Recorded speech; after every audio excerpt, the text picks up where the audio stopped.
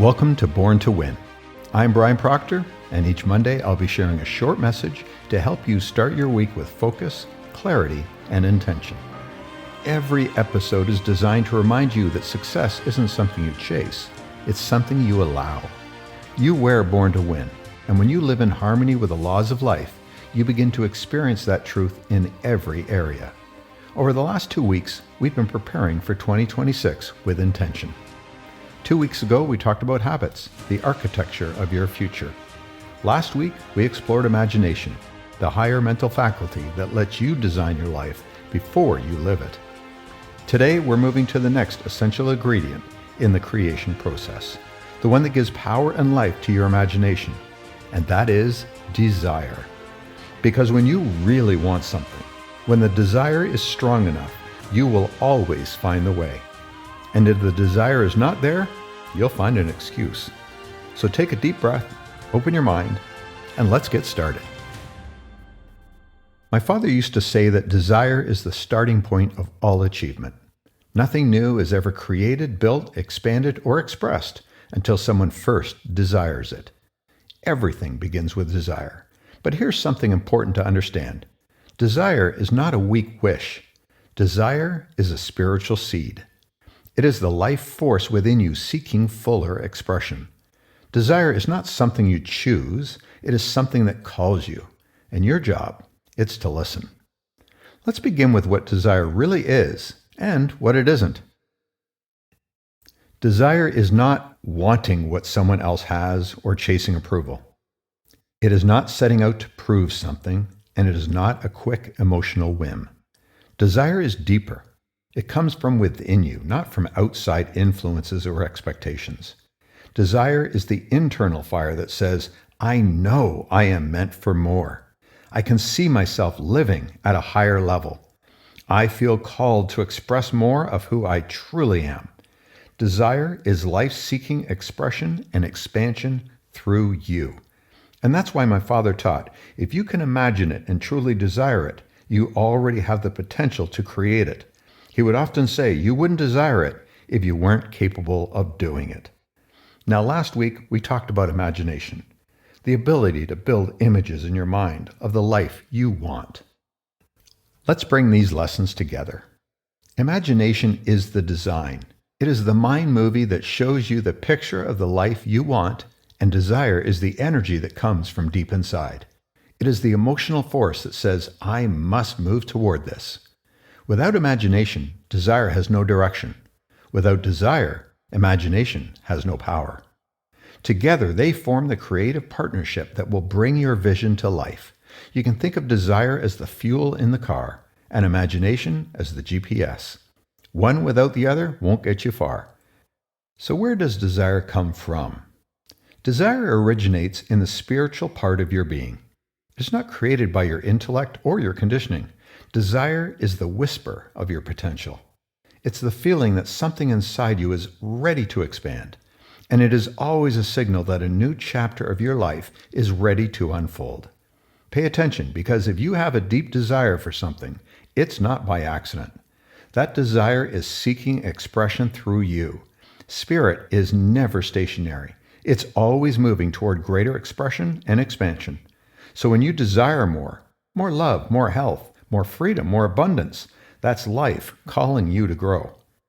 Remember, desire is never random. It is guidance. Think about how easy it is for a child. Almost every child feels desire effortlessly. They imagine big dreams and believe in them completely. But as we get older, something happens. We learn to suppress desire. We learn to be realistic. We learn to stay inside the lines. We learn to want only what we think we can have. That's tragic, because the moment you cut off desire, you cut off growth. Desire is uncomfortable when we are adults because it asks us to become more, and it challenges the identity we've built over time. It pushes us to stretch beyond our current circumstances. So instead of following desire, most people will default to their comfort zones where their old conditioning, fears, and doubts live. They will continue filling their days with what others expect of them because it feels safe and so much better than acting on a deep desire that would take them outside their comfort zone and into the unknown. But is it? When you choose a known hell over an unknown possibility, well, you will find yourself wondering why life feels flat, repetitive, and predictable. Life without desire is survival. Life with desire is expansion. Now let's talk about the natural progression of desire into belief. Without belief, desire remains a fantasy. Desire is the idea. Belief will keep you going. You've got to believe that what you desire is already yours and act like it. This is why my father's gold card formula begins with, "I am so happy and grateful now that."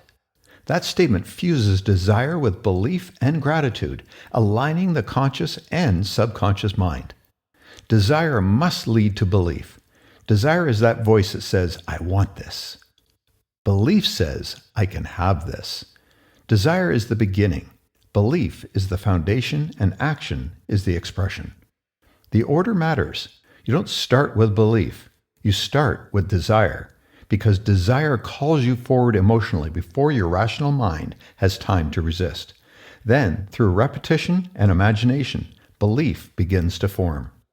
You do not need full belief to start, but you do need desire, a real, honest desire, to spark belief. If you follow your desire consistently, belief grows. If you ignore your desire long enough, belief shrinks and disappears. A life of suppressed desire eventually becomes a life of suppressed belief. That is why desire matters so much. It is the first spark. Now, I want you to remember this.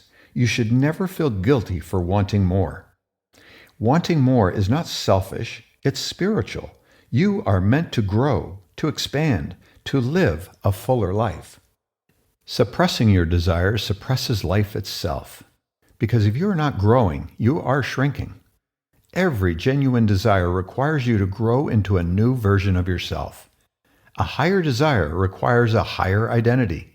For example, if you desire greater health, you must become a person who values energy and movement. If you desire financial freedom, you must become a person who thinks creatively and acts confidently.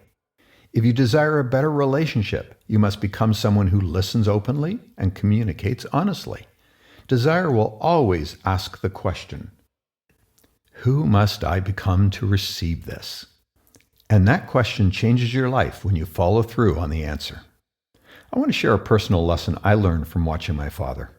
I grew up watching Bob Proctor follow desire long before it made sense on paper. He didn't look for evidence first. He didn't ask if it was convenient. He didn't ask for permission. He didn't even ask if it was the right time. He checked in with his desire and let that drive him. He would ask himself, does this align with a life I'm meant to live? If the answer was yes, he followed that desire, and the belief grew around it. I saw him pursue ideas that were bold, unusual, and expansive. And people would say, why in the world would you do that? He'd smile and say, because I want to. That was enough. Desire was his compass long before success was his result. So how do you strengthen your desire going into 2026?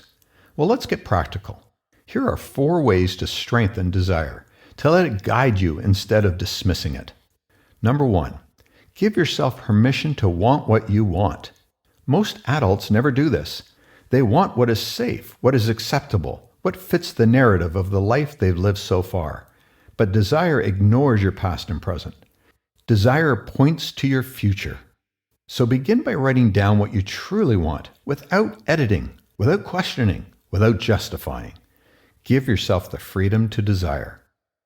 Number 2, revisit your vision daily. Desire thrives on repetition. Look at your vision every day. Feel it, expand it, let it excite you. Desire fades when you ignore it. It strengthens when you nurture it. And from this practice, you will form belief. Number 3, connect desire to emotion. Desire is emotional fuel. Ask, how will my life feel when this desire becomes real? How will I show up? When desire becomes emotional, it becomes magnetic. And finally, number 4, follow the small nudges. Every desire offers small invitations. A book you feel drawn to, a conversation you want to have, an idea that won't leave you alone, a course you want to take, a change in routine, a leap that feels scary but aligned. Don't ignore those nudges. They are the breadcrumbs leading to your vision. Desire speaks quietly but consistently. A tool I like to use is something called a vision board. My vision board is a physical representation of the desires I am impressing on my subconscious mind. There is no denying that what the eyes see, the mind believes. So how should you think about desire in the year ahead? Well, next week we'll talk about goals and how to turn desire into direction, clarity, and measurable progress. But here's the bridge you need to understand. Desire reveals the truth of what you want. It is the feeling. And goals give desire a structure and focus. Without desire, goals will feel empty. Without goals, desire feels unfocused. So as you prepare for 2026, I want you to spend time listening to your desire. The real desire, not the conditioned one. Ask yourself, what do I truly want from my life in 2026? What parts of me are ready to expand? What desire have I ignored for too long? What dream am I finally ready to honor? Let desire speak. Let it rise. Let it guide you into the new year. Because as I said earlier, your desire is not random. Your desire is instruction. It is the fire in your heart that starts everything. It's the universe knocking on your subconscious saying, there's more for you. Wake up. Don't smother that fire with doubt or logic. Fan it with imagination. Strengthen it with belief. Move toward it with action. Because the moment you marry desire with belief, creation begins.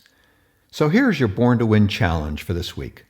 For the next 7 days, do this practice. Each morning ask, what do I desire today in my life, my work, my relationships, my well-being? As you think about this question throughout your day, write down any sparks of clarity you get, even if it feels small. Small is a start. Then take one step, just one, that honors that desire. And at night ask, did I live closer to my desire today? This simple practice will help you bring clarity to your thoughts. It will help you connect with a person you desire to become. And it will align your actions with a life that is calling you. So when life is saying to you, I'm ready for more, do not suppress it. Do not fear it. Do not negotiate with it. Be curious and honor it, because desire is how your future gets your attention, and it is how your potential speaks to you. And next week, we will take that desire and give it direction through goals, so you can enter the new year with clarity and confidence. Thank you for joining me today on Born to Win. If this message resonated with you, please share it with someone who could use a reminder of their own inner power. It is also helpful if you rate and follow this podcast. And remember, success isn't about luck or timing, it's about alignment. You were designed for success, built for expansion, and born to win. I'll see you next Monday. Until then, think big, trust yourself, and keep growing.